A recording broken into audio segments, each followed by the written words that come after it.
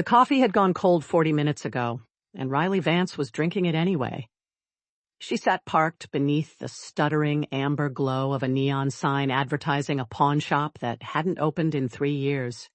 Her blacked-out sedan idling with a low, controlled purr that she had spent 6 months tuning to exactly that sound. Not too loud, not too quiet, a sound like a predator breathing in its sleep. Rain moved in slow diagonals across the windshield. The street beyond it was slick and empty, the kind of empty that Nocturne City only ever managed between 2 and 3 in the morning, when even the criminals had gone somewhere warmer. The smell of motor oil and wet concrete seeped through the ventilation. Riley's fitted leather jacket creaked softly as she adjusted her grip on the coffee cup. Her eyes moved the way they always moved on the midnight shift. Steady, cataloging, reading the city the way other people read faces.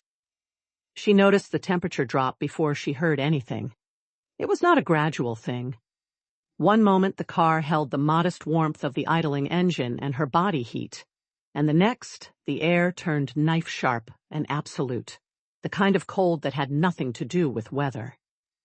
It pressed against her skin like the flat of a blade. Frost threaded the edges of her side window in a single sharp second. Then the passenger door was wrenched open, and the night poured in. He filled the door frame in a way that should not have been physically possible. He was enormous.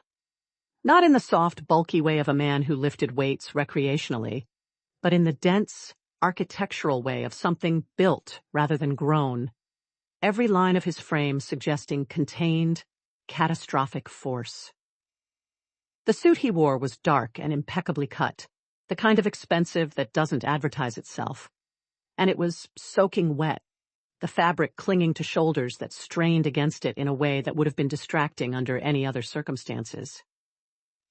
His face was, Riley filed the observation quickly and professionally, the way she filed everything, devastatingly, almost aggressively handsome, sharp-jawed and pale, with eyes that caught the stuttering neon and threw it back in a color that was not quite any color she had a name for. His dark hair was plastered to his forehead by the rain. He looked furious, and, beneath the fury, something else. Something that took her an extra half-second to identify. He looked lost. He dropped into the passenger seat and slammed the door behind him. The cold sealed around them both. Riley set down her coffee cup very slowly and looked at him. "This is a private vehicle," she said. "Drive," he said. His voice came from somewhere deeper than a chest, resonant in a way that seemed to bypass the ears and land directly behind the sternum. She felt it more than heard it. "The weeping wall. You will take me there immediately." Riley looked at him for another measured moment. She had driven enough of Nocturne City's midnight population to have developed a comprehensive taxonomy of difficult passengers. She had driven the drunk and the desperate, the dangerous and the deluded. She had driven a man who had wept for 40 minutes straight, and another who had tried to pay her in loose gemstones. The man currently radiating cold death energy in her passenger seat registered somewhere new on the scale, but the scale itself did not frighten her. She had built the scale. She owned the scale. "I don't take passengers who don't book in advance," she said, "and I definitely don't take passengers who don't pay up front." Something moved in his expression, a flicker of something that might, in a mortal man, have been disbelief, as though the concept of a prerequisite was being explained to him in a language he had not previously encountered. "You are a driver," he said. "I require transport. These 2 facts should resolve the situation." "Those 2 facts," Riley said, "are the beginning of a negotiation. You want fast, you want private, and you want to go somewhere at—" She glanced at the clock on the dash. 2:47 in the morning. "That's a premium service. Premium service has a premium price." She held out her hand, palm up, and looked at him with the kind of patient, utterly unimpressed expression she had perfected across 3 years of the midnight shift. "Cash, card, or I find out what you've got in those pockets." The cold in the car deepened fractionally. His eyes, and she noted this with clinical interest, did something that eyes were not supposed to do, something that moved at their edges like smoke. She suspected he was doing it deliberately. She suspected it worked on most people. She waited. He reached inside the soaking jacket with one large hand and produced something from a breast pocket. He set it on the dashboard with a sound like a judge's gavel, a heavy, dense, resonant click, and the thing that lay there was a pocket watch. Solid gold, visibly ancient, the case engraved with symbols that Riley did not recognize, and that made the back of her eyes feel strange when she looked at them directly. It was, she estimated in the 3 seconds she gave the assessment, worth more money than her car. That, he said, covers the fare. Riley picked it up. It was warm despite his apparent temperature, and heavier than it had any right to be. She turned it once in her fingers, set it in the cup holder where her coffee had been, and put the car in drive. "Seatbelt," she said. He looked at the seatbelt as if it had said something offensive to him personally. "I am an immortal." "Seatbelt," Riley said again, in exactly the same tone, and pulled smoothly out from the curb. There was a pause. Then, with the specific, magnificent reluctance of a mountain being asked to move 6 inches to the left, he pulled the seatbelt across his chest and clicked it into place. Riley drove. The Weeping Wall was on the east side of the Vorith Basin, past the Obsidian Overpass and through the tangle of the old textile district, where the streets had been laid down before anyone thought seriously about traffic flow, and where the alleys ran between buildings like afterthoughts, narrow and treacherous, and lit only by whatever ambient glow crept down from the windows above. She knew the route the way she knew her own heartbeat, not thought, just known, carved into her by 3 years of running these streets at speeds that left no room for uncertainty. She had driven it in fog, in ice storms, in the particular chaos of festival nights when the whole city seemed to contract and swell at once. She had never driven it with 22 minutes on a deadline she hadn't known about until 6 minutes ago. She hit the on-ramp to the Obsidian Overpass at a speed that pressed them both back into their seats, the engine's voice climbing from a purr to something closer to a declaration. The overpass was elevated and curved, its concrete barriers close on both sides, and in the rain it was a gray tunnel of motion. Riley took the curve at the kind of angle that required the car and the road and her own hands to all be in perfect agreement. And they were, because she had made it her life's work that they would be. She felt the rear end shift a degree, read it, compensated, held the line. Beside her, the immortal being of ancient death had both hands braced against the dashboard. "Mortal," he said, the deep resonance of his voice carrying something she would not have bet existed in it before this moment, a note of uncertainty. "This pace—" "I need you not to talk right now," Riley said pleasantly, and took the exit ramp. The textile district swallowed them. The streets here were old stone under the asphalt, and they felt it through the chassis, the slight roughness of something that remembered being different. She ran the first alley with her mirrors folded in, the gap between a rusted fire escape bracket and a stack of waterlogged packing crates tight enough that she felt rather than saw the clearance on each side. 2 inches on the left, 3 on the right.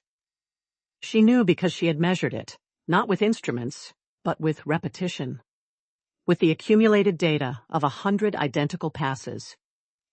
The car slid through without touching either. She heard him inhale. She was already thinking 3 moves ahead, left at the junction by the old dye works, then right immediately before the drainage cut where the road surface dropped unexpectedly, then the long straight of Koreth Lane where she could open it up before the final turn. She ran it exactly as she had mapped it in her mind, the car moving through the city like a key through a lock it was made for. The rain made the stone treacherous, and she drove the treachery as if it were a feature rather than a threat, letting the rear drift a precise and controlled degree around the turn by the dye works before snapping it back, the tires finding the grip she had predicted would be there. She could feel him watching her, not in the way passengers usually watched her when she was doing something that frightened them. Braced, rigid, ready to demand she stop. He was watching the way something watches something It is in the process of recategorizing. She filed it and drove. Korath Lane opened up ahead of her, long and straight and wet and glorious. She pressed the accelerator to the floor and felt the car answer with everything it had, which was considerably more than it had any right to have given its exterior, because she had built the engine herself, piece by piece, over 8 months in a rented garage bay. The G-force pinned them both back into the seats. In her peripheral vision, she saw his knuckles tighten on the door grip. Not in fear, she thought, but in the pure, involuntary physical response to acceleration, the body insisting on acknowledgement even when the mind refused. The weeping wall appeared at the end of a cul-de-sac behind the old transit works, a massive expanse of dark, salt-stained stone that wept groundwater continuously from 1,000 invisible cracks, glistening in the rain like a living thing. It had no significance she had ever been able to determine. No plaque, no history she could find. It simply stood and wept, and had apparently been doing so since before Nocturne City had any other name. Riley brought the car to a stop at the base of it with a precision that was almost architectural. Front bumper, 12 inches from the stone, engine idling. She looked at the clock on the dashboard. 1 second past 3 in the morning. She looked at the clock. She looked at the wall. She looked at him. He was staring at the wall with an expression of profound, focused intensity. His jaw set, his eyes doing the smoke at the edges thing again, though more deliberately now. She watched, because it seemed impolite not to, as something passed, some transaction conducted in a register she could not perceive, between him and whatever the wall represented. It lasted perhaps 30 seconds. Then his eyes cleared, and he sat back, and the cold in the car receded 1 measured degree. The silence stretched. Riley reached for the gold watch in the cup holder, turned it once in her fingers, and set it on the center console between them. 1 second to spare, she said. He turned to look at her. The full weight of his attention was a particular, physical thing. Not threatening, exactly, but comprehensive. As if being seen by him meant being seen at a resolution most observers didn't have access to. His jaw was still tight. His wet hair had begun to dry in the heat of the car, pushing back from his face. "You have driven these streets before," he said finally. It was not a question. "Every night for 3 years," Riley said. "Every alley, every sewer grate, every place the asphalt drops 2 inches, where the old gas main used to be. I know where the puddles are deep enough to throw a wheel. I know which lights you can run at 3 in the morning and which ones have cameras." She looked at him steadily. "I know this city the way you probably know." She paused, tilting her head, considering him with those sharp, measuring eyes. "Whatever it is you know." Something shifted in his expression. The arrogance was still there. She suspected it was structural, too old and deep to be moved by anything short of geological force. But beneath it, something else had opened, cautious and assessing. "I require a navigator," he said. His voice had lost some of its commanding register. What replaced it was not weakness, but a different quality entirely. Directness. Admission. It cost him something, she thought, and he paid it anyway, which told her more about him than the cold and the smoke eyes and the ancient gold watch had. "The city's infrastructure has made my own sense of direction." He paused, as if the words were objects he was picking up for the first time and was not entirely sure were his. "Unreliable." Riley looked at him for a long moment. "Unreliable," she repeated. "Catastrophically," he said, with the tone of a man closing a door on a room he would prefer not to revisit. Riley picked up the gold watch and weighed it in her palm. She thought about her rent, which was 3 weeks late. She thought about the modification she had been planning for the suspension, which she had been unable to afford. She thought about the fact that she had just driven across half of Nocturne City in a rainstorm at speeds that would have ended a lesser driver, and had found the experience, she was honest with herself, always. It was the only way to do the job. Exhilarating in a way that the regular midnight fare simply was not. She set the watch back in the cup holder. My rate is non-negotiable, she said. I don't take direction from passengers. I don't take threats. I don't explain my routes, and I don't take the long way around. You want to get somewhere, you tell me where, and you hold on. She looked at him, direct and unhurried. Those are my terms. He held her gaze for a moment that felt longer than it was. Then, with the slow, deliberate gravity of a formal pronouncement, the kind of thing that got said, she suspected, in front of witnesses who trembled while they listened, he said, You are my exclusive navigator, Riley Vance. From this moment, no other hand but yours touches this wheel on my behalf. The rain moved across the windshield. The weeping wall glistened behind them, already indifferent. Riley put the car in reverse and pulled a clean three-point turn in the cul-de-sac. Try not to freeze the door handle this time, she said. It's a pain to fix. He did not leave.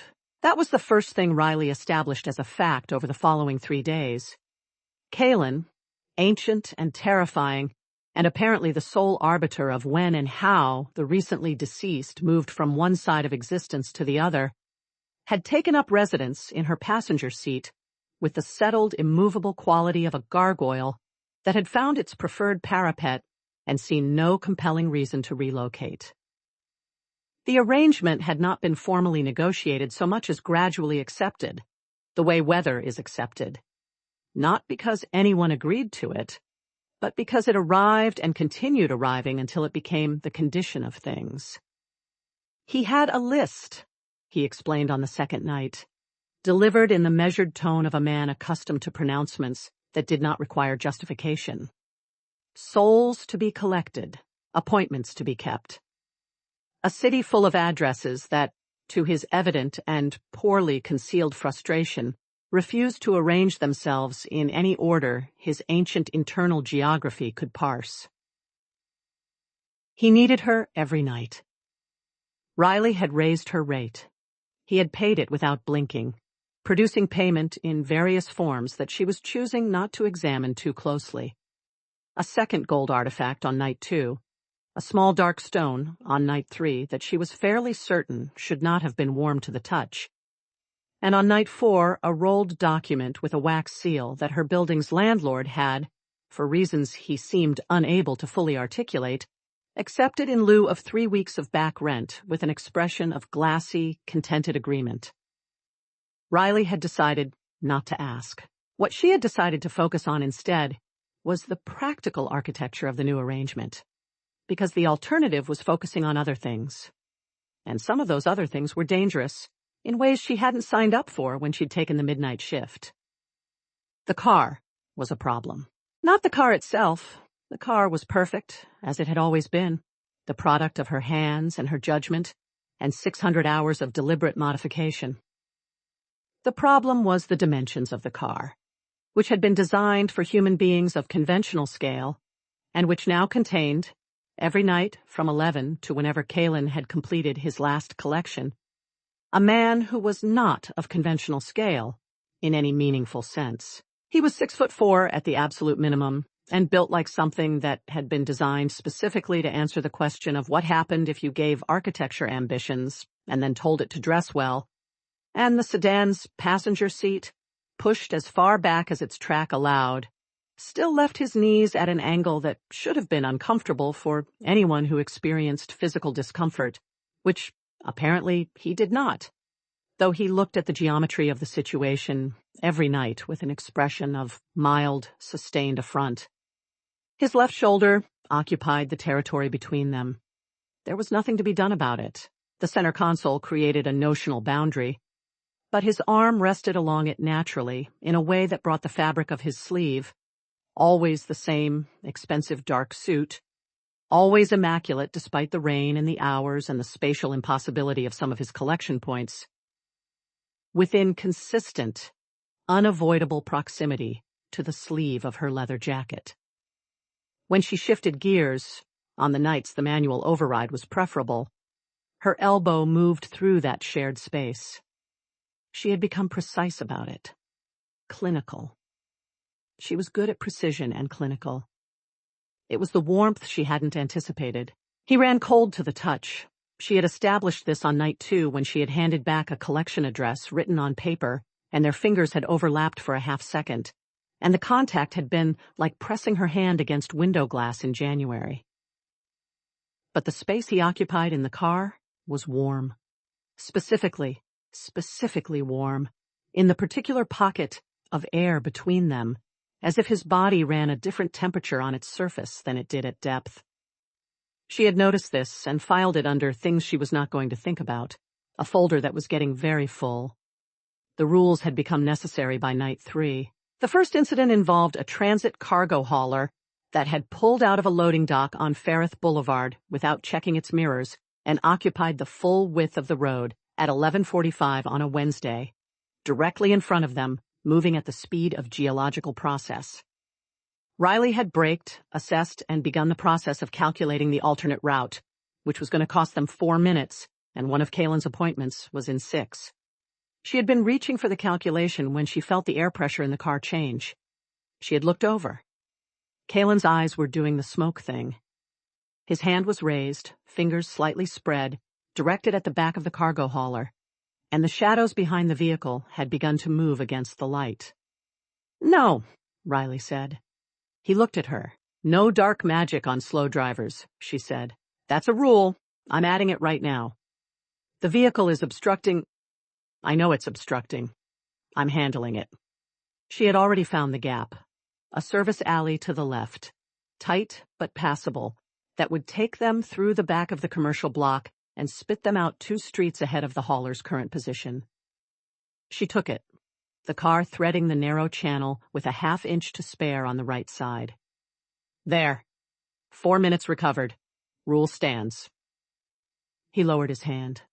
The shadows settled. He said nothing, which she had learned to interpret not as agreement, but as the temporary suspension of counter-argument, which was as close as he was likely to get. The second incident had been the drive-thru. This had been her fault, technically, in that she had mentioned needing coffee, and he had looked at the illuminated menu board of the all-night food window on Caspian Row with the expression of a man encountering a cryptic artifact, and said, with careful neutrality, "You may acquire what you require," which she had taken as permission to stop. The problem had been the car ahead of them, which had been in the drive-thru line for what she could only describe as a geological epoch. The driver apparently conducting a multi-item negotiation that involved several changes of mind, a dispute about a promotional item, and what sounded like a full recitation of dietary restrictions. She had watched the clock and been mildly irritated. Kaelen had watched the car ahead with the focused, building displeasure of a storm system organizing itself. When a thin finger of shadow had begun to extend from the base of the menu board toward the car's rear tire, Riley had put her hand flat on his forearm without looking at him. "Don't," she said. The shadow stopped. His arm under her hand was very still and very solid, like placing her palm on a marble column that had the audacity to be slightly, impossibly warm at its core. She had left her hand there for 2 seconds and then removed it and looked steadily ahead at the menu board. "No shadows in the drive-thru," she said. "Also a rule." "Your rules are multiplying," Kaelen said, in the tone of a man who had outlasted civilizations and was finding this particular one unexpectedly durable. "Keep giving me reasons," Riley said. He was quiet for a moment. She could feel his gaze on the side of her face in a way that was more tangible than most people's actual touch. "You are not afraid of me," he said. It came out as something between an observation and something else. Not quite a question, but open at one end in the way of things that are waiting to be answered. Riley picked up her coffee when it arrived, took a sip, and pulled back onto Caspian Row. "You're useful," she said. "Useful things don't scare me. They just need managing." He made a sound that was not quite a laugh and not quite anything else. She had been cataloging his sounds as carefully as she cataloged the streets, without making a point of it, the way she tracked everything. Automatically, thoroughly, tucking each one away. The GPS incident happened on the 5th night. She had handed him the secondary navigation device, a screen the size of a paperback book, mounted on a flexible arm above the center console, because she had needed both hands for a parking situation that required her full attention, and she'd said, with minimal ceremony, "Tell me if the blue line changes direction." She had assumed this was a simple enough delegation of duty. She had resolved the parking situation, straightened up, and glanced over to find Kaelen holding the device at arm's length with both hands, his head tilted, his magnificent and generally terrifying face arranged in an expression of concentrated, genuinely troubled bewilderment. He had rotated the device 90 degrees. He had rotated it back. The blue line on the screen represented Caspian Row going north, and he was looking at it with the focused hostility of a man who suspected the line of lying to him and was prepared to take the matter further. "It changes," he said, in the tone of a formal complaint. "When the vehicle moves, it changes. The representation of the territory alters in real time, which makes it impossible to—" He rotated it again. "North should be fixed. North is fixed. It has always been fixed. This device does not understand that north is fixed." Riley looked at him. She had a rule about keeping her face professionally neutral in the car. She had built the rule over 3 years, and it had served her in 100 high-pressure situations where showing anything would have been a liability. The rule held for approximately 2 more seconds, and then something in the architecture of his expression, the sheer, baffled indignation of an immortal entity being defeated by a consumer navigation device, got through the wall, and she had to look away and address the windshield with careful seriousness while her mouth did things she wasn't authorizing. "It rotates with the car," she said, once she had her voice under control. "The map orients to your direction of travel. So when you're facing north, north is at the top.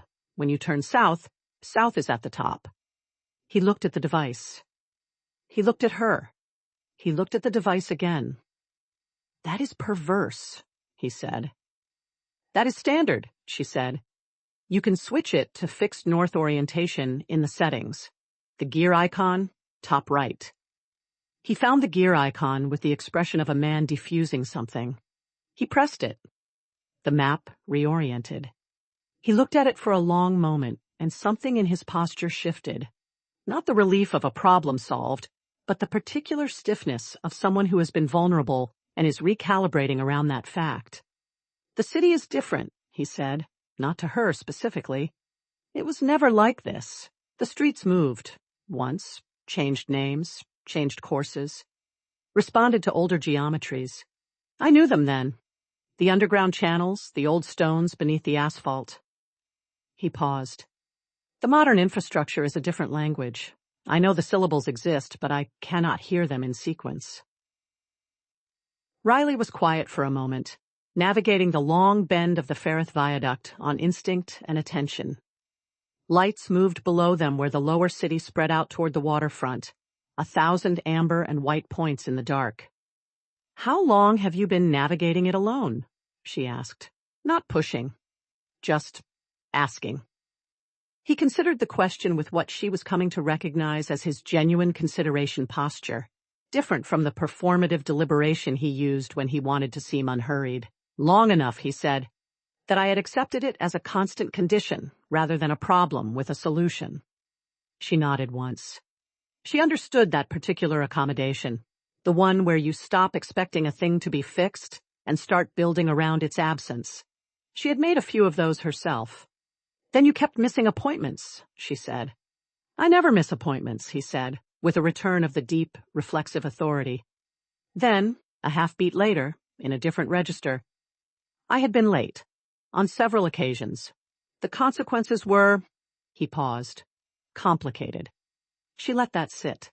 She didn't push, because she had also learned that he answered more when she didn't push, something she suspected no one had ever demonstrated to him before, and that the demonstration had wrong-footed him in ways he was still working out.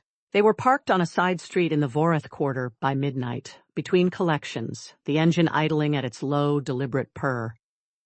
Rain had given way to a dense, cold mist that sat on the windshield in fine droplets that caught the amber light of a single working street lamp. The city was very quiet around them. Nocturne City had its quiet like this between 2 and 3. Not peaceful, but resting, drawing breath between one kind of trouble and the next. She was checking the route for the next address on Kaelen's list when she became aware that he was looking at her. She finished her check, set the paper address down on the console, and looked back. The dashboard light caught the planes of his face at a low angle, the kind of light that removes pretense from a face, the way water removes dust, leaving only structure. He was watching her with an expression she had not seen on him before. Not the arrogance, not the cold authority, not even the baffled affront of the navigation device. This was something quieter and considerably more dangerous. It was the expression, she thought, of something very old encountering something it had not encountered before, and finding, against all expectation, that it was reluctant to look away. She should have looked away first. She was the professional here. She had the rules. She didn't look away. The mist beaded on the glass. The engine breathed. His shoulder was 3 inches from hers, his arm along the center console, and the warmth that emanated from him in defiance of his cold exterior had, over the course of 5 nights, become something she associated with safety in a way she had not planned and could not currently dismantle. She knew, in the same bone-deep way she knew the streets, that nothing in this city would touch her while he was in that seat. She had tested this empirically on night 3, when a man who'd had the specific body language of impending violence had approached the car at a light on the Obsidian South ramp. Kaelen had turned to look at him. Just turned to look, eyes doing the smoke thing for 1 second, and the man had walked in the other direction very briskly without looking back. No words, no threat, just the look and the willingness to completely reverse course that it seemed to install in people. She thought, now, that he understood what she provided him with equal clarity. She thought he could feel, in whatever ancient machinery constituted his perception, the difference between moving through the city with her at the wheel and the grinding, humiliating disorientation of moving through it without. She thought that was what she was seeing in his expression. Not just attention, but recognition. The relief of finding solid ground after too long without it, wearing the face of reluctance to admit that the ground was solid. "Next appointment," she said.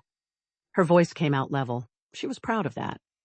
"Kesseth Alley," he said. His voice came out lower than his usual register, which she was also filing under things she was not going to think about, but filing with notable detail.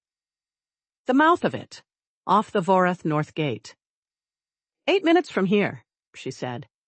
"Less if the light on the viaduct junction cooperates." "It will cooperate," he said. It sounded like a promise rather than a prediction. She put the car in drive. The city opened up ahead of them, wet and amber and familiar as her own hands. She felt him settle into his seat beside her, that large, composed, ancient, helplessly directionally challenged presence.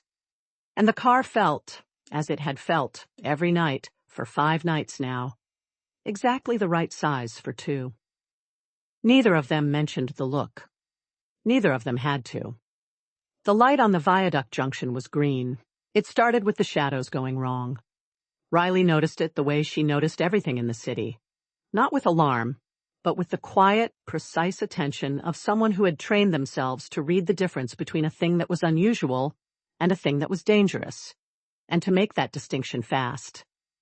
She was navigating the financial district, the wide, boulevarded heart of Nocturne City's commercial core, where the buildings ran 40 stories and above and turned every street below into a canyon of glass and concrete that held the dark differently from anywhere else in the city. Deeper, more concentrated, as if wealth had a specific gravity that pulled shadow to it. The appointment had been straightforward. A soul in the upper floors of a tower on Meridian Plaza, one of Kaelen's routine collections, the kind that took him 4 minutes and returned him to the passenger seat with the settled, relieved quality of a man who has completed an obligation and can now attend to other matters. He had been back in the seat for 7 minutes. They were heading south on the Meridian Boulevard approach, toward the on-ramp that would take them up to the Obsidian Overpass and out of the district. The shadows on the left side of the boulevard went wrong. They moved against the light. Not the small, almost imperceptible movement she had noticed on the occasions Kaelen exercised his particular atmospheric influence. That was directed, purposeful, radiating outward from him with the specificity of intent.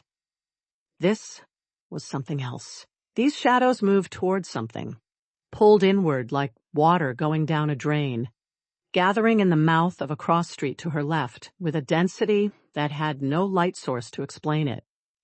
She had eased off the accelerator before she had consciously formed the reason for doing so. Kaelen went very still beside her. In the weeks she had spent in the car with him, she had catalogued his stillness the way she catalogued everything. Thoroughly, involuntarily, storing it against need. He had a resting stillness, the settled immobility of something very old that had learned the economy of motion. He had a focused stillness, when he was tracking something, turned slightly toward a point she couldn't see with an attention that seemed to pull the air of the car with it. She had not, until this moment, seen his danger stillness. It was different from both. It was the absolute cessation of all movement that was not essential. Breathing, the small involuntary adjustments of a body in a seat, in the service of something that was not calm. It was not calm. It was the concentrated, contained opposite of calm, held behind his stillness the way a fire is held behind glass. "Stop the car," he said. She had already braked to a near stop. She pulled to the curb. "What is it?" she said. He didn't answer immediately. He was looking at the cross street, where the gathered shadow had resolved into a shape, not quite a figure, more the suggestion of one. A density of dark that held itself in rough vertical dimension and moved with a quality that made the word walking inadequate. It wasn't walking. It was occupying sequential positions in space with a fluidity that bypassed the mechanics of movement. "A wraith," Kaelen said, and the word came out flattened, stripped of inflection in a way that was more alarming than any amount of emphasis would have been. "Not mine." Riley looked at him. "Not yours," meaning what exactly? "Meaning it has escaped its prescribed jurisdiction." Something moved through his expression. Not fear. She did not think he was capable of fear in any form she would recognize, but a tightening, a sharpening, the look of someone recalculating a situation that has changed in a significant direction. "It is old. It was old when I was young," which is a statement that should convey something to you about the nature of the problem. It conveyed quite a lot. She looked back at the cross street. The wraith shape had turned, if that was the word for the process by which it redirected its attention, and was looking at the car. She did not know how she knew it was looking. It had nothing she could identify as eyes, but the quality of the space between it and them changed, became directional, and the cold that arrived was not the controlled, specific cold of Kaelen's presence, but something total and indiscriminate. The cold of places that had never had warmth to begin with. "Can you?" she began. The world folded. There was no other word for it. The boulevard ahead of them, the straight, wide, lit boulevard she had driven 100 times, whose every expansion joint and drainage grate she knew by feel through the chassis, simply ceased to be straight. It bent. Not like a road curves with radius and geometry, but like paper bends when a hand pushes its center from below, the surface wrinkling, the far end rising at an angle that contradicted everything Riley's eyes were telling her brain about how space was organized. The buildings on either side did not fall or shatter. They leaned. They leaned inward, toward each other, the upper floors tilting together overhead, and the light from their windows did things that light was not supposed to do. It fractured, ran at angles, pooled in corners where there were no corners. The GPS screen went to white noise in the same instant the street warped. Not static. White noise, the visual equivalent of it, a flat, buzzing blankness that meant signal wasn't lost, so much as the concept of signal had been interrupted.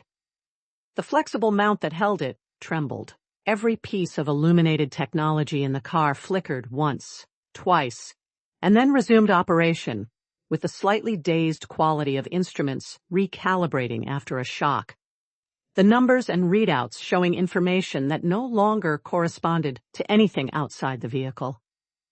Riley's eyes went immediately to what she could trust, which was the road surface directly under her wheels, and the 3 feet ahead of it. She could trust that far. She was not certain she could trust anything beyond it. Kaelen made a sound she had not heard from him. It was short and involuntary, and she would have described it, if asked to catalog it, as the sound of something losing its footing. "My sight," he said. The word came out precise and controlled and cost him something to make it so. "The magic is interfering with my sight." She looked at him. His eyes, which had always been the smoke at the edges unnameable color that she'd cataloged and filed, were wrong. They were glowing. Not the sharp, controlled flare she'd seen when he directed his attention at something specific, but a blown-out, struggling illumination, too bright and unfocused, the look of something trying to function through interference and failing. He was blinking, slowly, in the deliberate way of someone compensating for impaired vision. His hands, braced on the dashboard, had gone white at the knuckle. "How bad?" Riley said. "The Wraith has folded the district," he said, and every word was an act of precision against what sounded like considerable effort. "The physical space has been rearranged. I can perceive the souls within it, but I cannot interpret the spatial arrangement. I cannot—" He stopped. Started again. "I cannot see where I am." In the 4 weeks of their arrangement, she had heard him say many things with his natural, ancient authority. Commands, observations, the occasional devastating observation about human behavior that was technically accurate and completely devoid of tact. She had not heard him describe his own incapacity. She understood, from the quality of the silence after, that he was not accustomed to saying it, that it was not a thing he had been required to say very often in however many centuries he had been navigating existence, because his power had always been sufficient, and his domain had always been legible to him, and the combination of those two facts had made helplessness largely theoretical. It was not theoretical now. Riley looked at the bent boulevard ahead of them. She looked at the glowing, blinded being in her passenger seat. She looked at the GPS screen, which was showing a flat white square where the city map had been. "Hold on," she said. He turned toward her, sightless and blazing and very large in the small car, and she felt the weight of his attention like a hand on her sternum, even without the directed force of his normal gaze.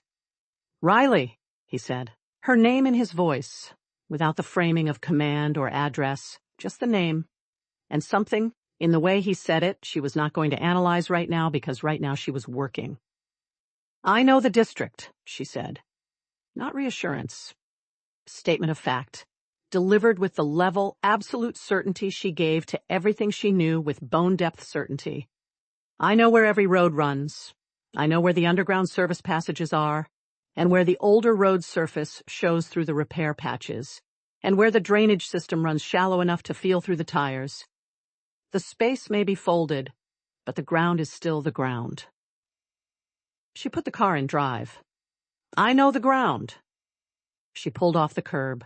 The boulevard had bent into something that looked like the interior of a nautilus shell, a curving corridor that rose at the far end and turned back on itself in a way that her eyes kept trying to tell her was a wall, and her memory kept insisting was the continuation of Meridian Boulevard at a spatially impossible angle.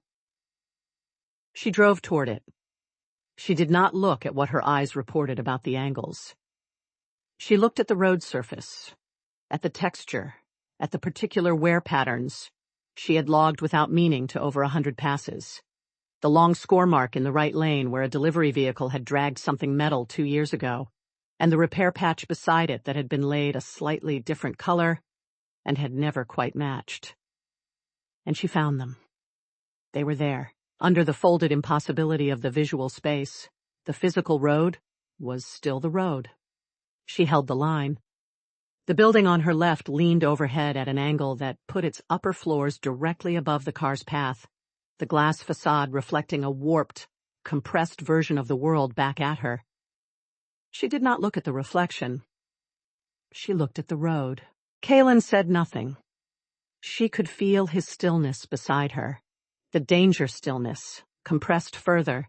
A man inside his own powerlessness doing the only thing available to him, which was to be as unobstructive as possible to the person who could still function. She did not look at him. She could not afford to look at him. But she felt him, all of him, the warmth that defied his exterior, and the density of his presence, and the specific weight of trust she could feel transferring from him to her in real time, the way a load transfers to the surface that can bear it. The boulevard folded again, not the same fold, a new one. The space contracting laterally this time, the buildings pressing inward from both sides until the corridor of road between them narrowed to something that should not have fit a car, and certainly did not fit what Riley's eyes were reporting.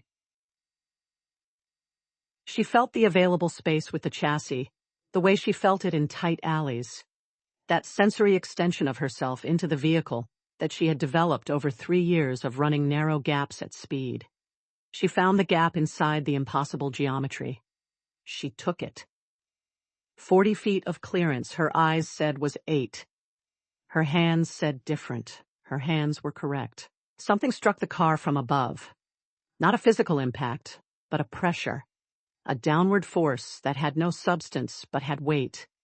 And Riley felt it in her arms and her jaw, and pushed back against it, through the wheel, keeping the line, because the line was the ground, and the ground was the road, and the road she knew. "It's ahead of us," she said. "The Wraith. I can feel the cold pulling forward." "Yes," Kaelen said, and she could hear it now. Not his usual resonance, but something rougher, something working hard against obstruction. "It is retreating. It uses the folded space as cover. Where does it want to go?" A pause. She could feel him pushing against the interference in his perception, trying to read through it. "Away from the district. Away from—" Another pause, strained. "The Voreth Industrial Quarter, the old processing yards. Unoccupied spaces are easier to hold folded. It is trying to reach them." Riley knew the industrial quarter. She knew the processing yards, the abandoned blocks of low, heavy-build infrastructure on the far side of the Voreth rail approach, dead dark every night, fenced and forgotten since the last operating yard had closed out. She knew the access point that wasn't on any current map because it had been a rail service gate, the fencing there reduced to a single corroded panel on a hinge rather than the full security line that ran the rest of the perimeter. She had used it once, on a job she was also choosing not to examine too closely, 2 years ago, at speed. And the geometry of the approach was in her hands, the same way every other road in the city was in her hands. She turned left off the bent boulevard without brakes, the drift controlled and low, scrubbing the speed she needed to lose while keeping the momentum she needed to hold. And the cross street she entered was running at 30 degrees off horizontal. Visually, the road surface tilted as if the whole block had been picked up and set down crooked. She drove the surface she knew was level. She did not drive the surface her eyes reported. "You're following a wraith through a magically folded city on memory alone," Kaelen said. His voice had found something, somewhere under the strain. Not the ancient authority, not the forced calm, but something genuine and cracked open at the edges. Wonder, she thought. It was wonder. "I follow this city every night," Riley said. The road beneath her was the Voreth approach. She could feel the specific surface change where the old industrial-grade asphalt replaced the commercial district blacktop. Denser, rougher, laid for heavy freight. And she knew exactly where she was. "I know where the Wraith is trying to go, and I know a faster way to get there." She pressed the accelerator. The car answered with everything it had. The folded space pressed at them from all sides now. She could feel it in the way the light moved wrong and the distances refused to resolve correctly, and there was a sound at the edge of hearing that was not sound so much as the suggestion of sound, the the city's geometry complaining under the pressure of the wraiths working.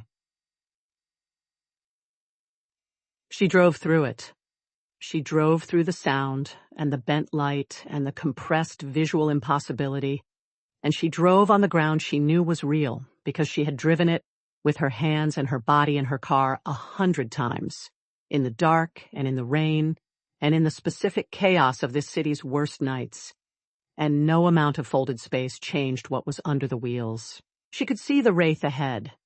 Not clearly, not with the sharp definition of Kaelen's corrupted sight, but as a cold distortion in the air, a place where the already wrong light went wronger, moving fast along a course that was a straight line in the folded space but which Riley's memory told her was the curved approach to the Voreth railgate.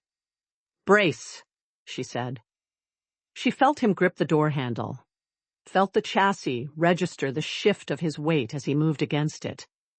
And she came off the Voreth approach at the angle she had memorized 2 years ago in the dark, the sedan's front end rising slightly over the uneven ground of the unmaintained service track, and she drove directly at the corroded panel gate in the perimeter fence. The car hit it at a speed she would not have disclosed to anyone, and the panel went, snapping off its hinge anchor and spinning away into the dark, and the industrial yard opened up before them, vast and empty and dead, the processing buildings looming in derelict rows, and the folded space in here was absolute. The light gone entirely wrong, the walls running at angles that no longer had anything to do with architecture. The wraith was there, cornered suddenly by the geometry it had relied on to trap them, because Riley had known this space as it actually was, not as the wraith had bent it, and she had driven through the bend to arrive at the real location beneath the distortion. And the wraith, expecting pursuit to get lost in the labyrinth it had constructed, had not expected a car to come through the wall behind it. Riley stood on the brakes. The sedan stopped dead, front bumper 40 feet from the coiling, ancient dark of the wraith's form. Dust settled around them. The engine dropped to its idle. The folded light of the industrial yard pressed close on all sides. The GPS screen was still white. The temperature in the car had dropped to something that crystallized her breath against the windshield. She turned to look at Kaelen. His blown-out, struggling eyes had found the wraith through whatever sense they were still capable of operating. And what was in his face now was not blindness and not helplessness. It was something older than both, and considerably more final. "We are here," Riley said, "because I know where here actually is." His hand came off the door grip. He straightened in the seat, rolling his shoulders once in the slow, deliberate way of something that has been constrained and is now preparing to stop being constrained. And for the first time in the folded dark of the impossible space, something that was not the wraith's working filled the car. Something vast and cold and purposeful that came from the man beside her and made everything in her quiet and pay attention. "Yes," Kaelen said, "we are." He reached for the door handle. He opened the door and unfolded from the passenger seat. Riley had spent 5 weeks watching Kaelen navigate the world at close quarters, the way he compressed himself into the sedan with the careful, continuous adjustment of something that did not naturally belong inside a human-scaled space. The tucked shoulders, the angle of his legs against the dash, the deliberate economy of movement he maintained to avoid the constant, minor collisions that his size made inevitable in small rooms and narrow corridors. She had grown accustomed to that version of him. The version that existed in relation to the car. What stood outside the car now was not that version. He stood at his full height in the dead industrial yard, and the difference was not simply vertical. Something had come off him, some accommodation or compression that he had maintained in the enclosed space. And without it, he occupied the dark differently. Not larger, exactly, but more completely present. The way a sound is different in an open space than a sealed one, filling the available air rather than bouncing off contained walls. His shoulders, without the forced angle of the passenger seat, were their actual width, which was considerable. He stood with a stillness that had no residual tension in it, no constraint, just the gathered readiness of something at the absolute apex of what it was built to do. He reached up and removed his suit jacket. She watched him do it, fold it once, precisely, and set it on the car's roof, with a care that was not incongruous in context, but was, she recognized, a specific and deliberate statement. The jacket didn't touch the ground. Nothing of his was going to touch the ground. He was establishing, with one economical gesture, a perimeter. The suit jacket gone, the shirt beneath was dark and structured, and had been tailored to accommodate a physique that a tailor would have found challenging, and which Riley, in the sealed professional space of the driver's seat over 5 weeks, had been aware of, primarily, as a shoulder beside her. In the open dark of the industrial yard, in the wraith-wrong light, it was something else to be aware of entirely. The dense, constructed geometry of someone whose physical form had been forged rather than grown. Heavy muscle over heavy bone in the particular proportions that suggested not athleticism, but force. A body designed for the application of finality. He rolled his sleeves to the forearm in 2 clean folds. His forearms were corded and pale in the bad light. He had not looked back at Riley. He did not need to. She felt, with the same body knowledge she used to read the road, that he was aware of her exact position behind him with a precision that didn't require looking. He walked toward the wraith. It did not retreat. It was ancient enough that retreat was not part of its vocabulary. It had been old before Kaelen, he had said, which meant it had been old before most things Riley could conceptualize, and things that old did not step back from approach. It rose instead, drawing itself up in the folded dark of the yard, the cold that came off it intensifying from discomfort to something that moved beyond cold into a register her body recognized as threat, the deep mammalian alarm of exposure to something that intended ending. Kaelen stopped 10 feet from it. He said something. She could not hear the words. They were in a language that was less sound than vibration, something that moved through the ground and the metal of the car and the fillings in her back teeth, but she heard the shape of it. It had the cadence of a formal proceeding, an indictment, she thought, a reading of charges. Whatever the wraith had escaped from, whatever jurisdiction it had broken, Kaelen was naming it aloud, in the language that governed such things, with the inflexible precision of someone who had been doing exactly this since before the city existed, since before the concept of a city existed. The wraith answered with a sound that was not a sound, and a movement that was not movement, lunging across the 10 feet of intervening space at a velocity that bypassed the visible. Kaelen met it. What happened next lasted perhaps 45 seconds. She watched all of it, and could have described very little of it in terms a physicist would accept. He moved through the wraith's mass in a way that treated the dark of it as substance with edges, finding the places where it was most itself, and bringing his hands to them. Large hands, deliberate, moving with the velocity of something much faster than its size suggested. And each contact produced a sound like a bell struck underground, felt rather than heard. A deep, concussive resonance that she felt in her sternum and her jaw. Where he touched the wraith, it diminished. Not damaged in the way flesh is damaged, not wounded, but reduced. The density of it coming apart at the contact points, the cold that was its signature bleeding away. It fought back. Of course it fought back. Shadow came off it in directional bursts, and where the shadow went, the already wrong light went entirely wrong. Patches of absolute dark that had weight and direction. She watched one of those bursts arc toward the car. She did not move. She sat in the driver's seat with her hands in her lap and watched it arc toward the car, and watched Kaelen, without turning around, without redirecting his main attention from the wraith, put his hand out to the side at the angle of a traffic officer's signaling stop. The shadow stopped. Held in the air 4 feet from the car's rear quarter panel, compacted against the invisible wall of his extended intention, trembling with the force of trying to move forward and being denied. He held it there for 3 seconds without looking at it and then closed his hand, and the shadow went out like a light, snuffed and absolute. She felt something in her chest that she also put in the folder she was not examining right now. He turned back to the wraith with the unhurried deliberation of someone who has been interrupted and is returning to the primary task. And she understood, watching him, her breath fogged against the windshield and her hands steady in her lap, that everything she had seen him do in the car over 5 weeks, every cold glare that had sent dangerous people walking in the opposite direction, every moment of controlled, directed power, had been managed the way she managed her engine during city pornot driving. Restrained. Throttled back for the environment. This was what the throttle open felt like. He reached for the center of the wraith with both hands. The sound when he took hold of it was not the underground bell of the contact strikes. It was deeper than that, below the register of hearing.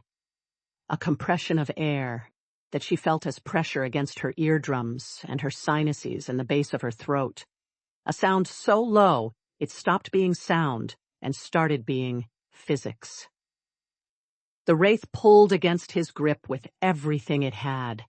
Centuries of accumulated dark, the cold of 1,000 forgotten endings, and Kaelen pulled against it with the absolute, unhurried authority of someone who had been doing this since before the wraith was anything, who had seen older and darker things than this end in exactly this way.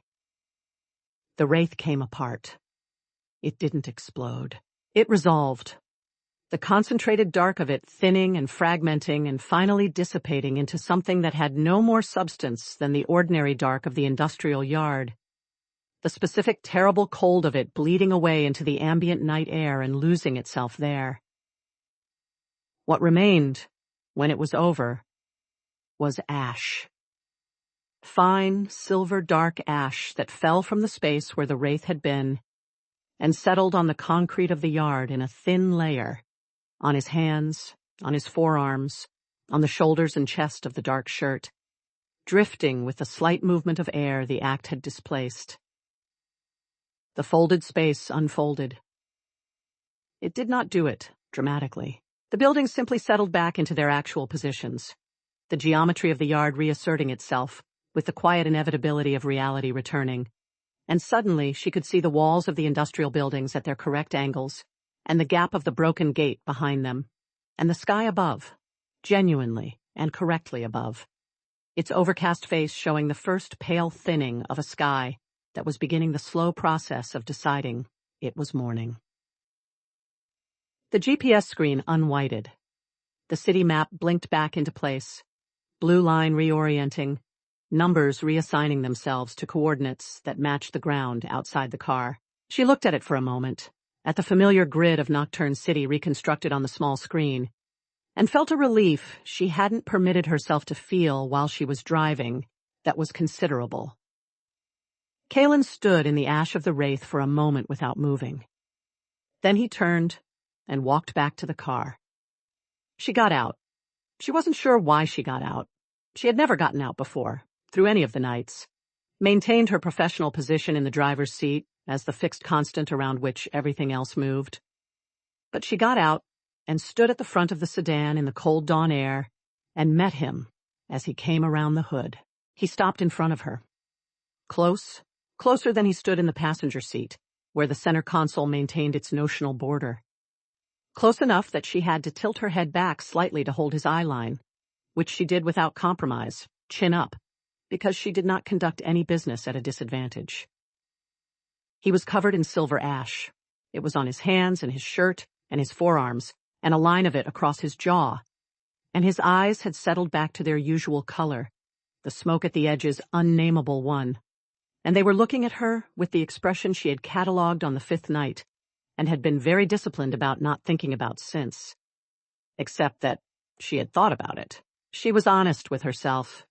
It was the only way to do the job, and she had thought about it every night since, in the car, watching the city unspool in front of them, with his shoulder 3 inches from hers, and the warmth of him contradicting his cold surface, and the folder growing heavier with things she was not examining. "You held the line," he said. His voice was rough. Not strained the way it had been under the Wraith's interference. Differently rough. The quality of something that has been moved and is not practiced at being moved. "I know the ground," Riley said. It came out quieter than she intended. He looked at her for a moment that lasted longer than moments usually lasted, in her experience, which was extensive. The ash settled around them, in the cold air. The sky was doing its slow, committed work of becoming morning. "I have navigated," he said carefully, in the tone of someone choosing words from a limited supply of the right ones, "for longer than this city has had a name. I have passed through every configuration of streets it has ever worn. I have walked its oldest stones and its newest concrete." His eyes did not leave hers. "I have been lost in it for 2 decades, and I have been found in it for 5 weeks, and I am aware of the precise relationship between those 2 facts and the driver who resolved them." Riley said nothing. She was very good at silence. "I am also aware," he continued, "that I have given you gold, and an artifact of unclear provenance, and resolved a rental dispute through means I would prefer not to specify, and that none of these constitute what I am attempting to communicate." "What are you attempting to communicate?" she said. He looked at her the way he had looked at the city's labyrinthine dark the first night she had driven him through it, with the recognition of someone encountering a thing that is going to be necessary, that is already necessary, that has been necessary for longer than the encountering. "That I find the prospect of your absence," he said, "unacceptable." She held his gaze for a moment. Then she reached out and brushed the ash from the line across his jaw with 2 fingers, the contact brief and deliberate, and she watched his eyes close for exactly 1 second, in the way of something that has been running too long on not enough, and is acknowledging, quietly, in the dark, that it is tired. She took her hand back. "Come on," she said. "Get in the car." The sun rose the way it always rose over Nocturne City, not gracefully. There was nothing graceful about the way light arrived in a city that had been built for darkness, all the glass and steel and wet concrete turning the first light combative before it turned warm. It came in at a low angle from the direction of the eastern waterfront, catching the top floors of the financial district towers first and working its way down, and by the time Riley had navigated out of the industrial quarter and onto the Voreth North approach, the overcast was beginning to thin, and the light that came through it was the specific pale gold of very early morning, the color of things before they have been decided. The GPS was working. She glanced at it once and glanced away. She didn't need it for this route. Kaelen had retrieved his suit jacket from the car's roof before getting in. He had it folded across his lap, the silver ash of the Wraith still on the shoulders and lapels, and he was looking at it with an expression she could not immediately categorize. Not the ancient arrogance default setting, not the baffled affront of the navigation device, but something slower and more interior. The look of someone taking an inventory and finding the results unexpected. "Where does a reaper go?" Riley said, "when the night's work is done." He looked up from the jacket. He looked out the windshield at the pale gold light moving down the towers. "Elsewhere," he said. "Nowhere with a specific address. A reversion to the default state." A pause. Cold. Dark. Unlocated. She turned onto Portsmouth Way. The early morning had put almost no one on the road, just the overnight freight haulers changing shifts, and one city maintenance vehicle making its way through the pale dawn. The mist had cleared.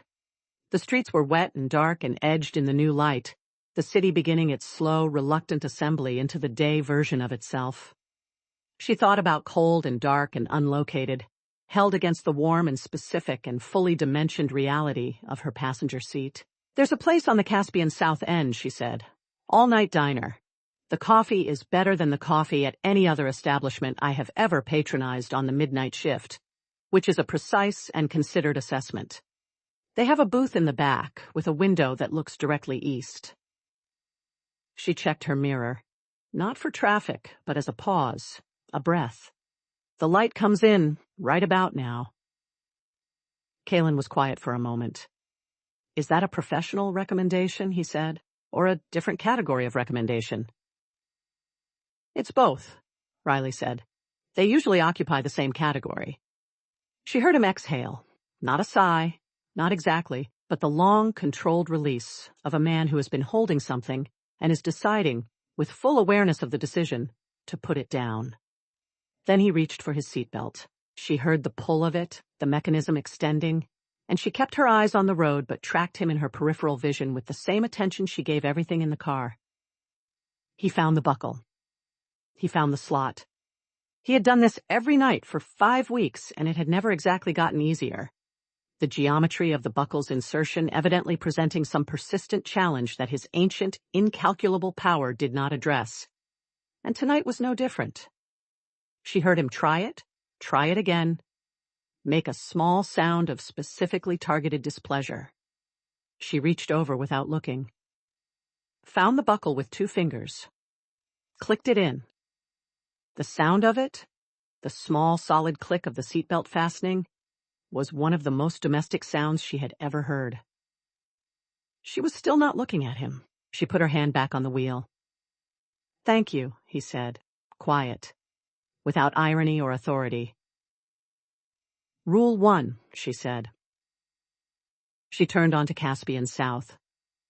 The diner appeared at the end of the block, low lit windows, the warm color of interior light against the cold blue of the morning outside, the kind of light that a window makes when it's holding warmth in, and the world beyond it is not yet warm. She pulled into the narrow lot beside it and cut the engine. The silence that followed was her engine's silence, familiar and comfortable, and in the absence of the road noise she was aware of the morning birds beginning in the trees along the drainage canal across the street, 2 or 3 of them testing the day with preliminary notes. She looked at the diner window. She looked at Kaelen. He was looking at the morning. The pale gold of it was fully on his face now, the cold angles of him receiving the light with a quality that suggested it had been a while, possibly a very long while, since he had watched the city from this side of dawn, from the arriving morning side rather than the departing night side. The ash was still on his shirt. His jacket was still folded on his lap. He looked like something ancient and wrecked, and, in the early light, something she did not have a filed category for, something that required a new one. She opened the car door. Come on, she said. I'll explain the difference between the laminated menu and the specials board. The specials board is a trap. The laminated menu is non-negotiable. He looked at her. His hand found the door handle, correctly, on the first try, which she counted as a win, and he opened it and unfolded himself from the passenger seat and stood in the cold morning air of Nocturne City beside the blacked-out sedan, the city waking around them, the light deciding to commit. He walked around the front of the car and held the diner door. She raised an eyebrow at him. A navigator, he said, with approximately 1% of the ancient, terrifying authority and the rest something else entirely, does not open her own doors. Riley Vance, midnight driver, sole cartographer of a man who had been lost for 2 decades in a city she knew by heart, walked through the door he held and let the warmth of the diner close around them both. Outside, the sun finished rising over Nocturne City. The sedan sat in the lot with its engine cooling, ticking softly in the way of machines that have done the work they were built for and are resting now, patient and ready, waiting for the road. They had the east-facing booth. The light came in exactly right. If this story had you gripping your seat right along for the ride, go ahead and hit that like button right now. It means the world. Subscribe so you never miss the next chapter, because this city has a great deal more to offer. And drop a comment below, letting me know your favorite moment. Was it the first drive, the folded labyrinth, or a certain seatbelt click?